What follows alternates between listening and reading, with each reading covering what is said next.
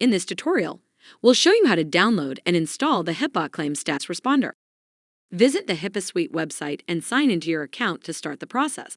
If you need assistance creating an account, click on the link provided here or in the video's description to watch our tutorial on this topic. You'll be taken to the Download Products page after logging in. By clicking the Download option, you can select the HIPAA Claim Status Responder from this page. You can select between two alternatives on the download page.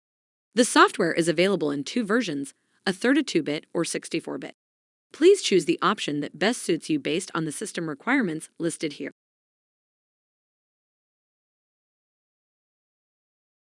Once the download is finished, open and extract the file.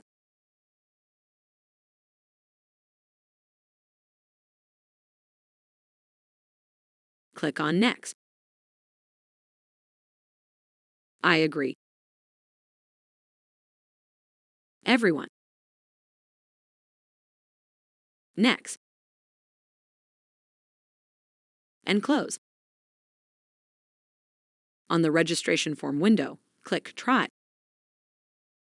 And now you are ready to start using the HIPAA Claim Status Responder. Please watch our next video on how to set up this product. Thank you for watching.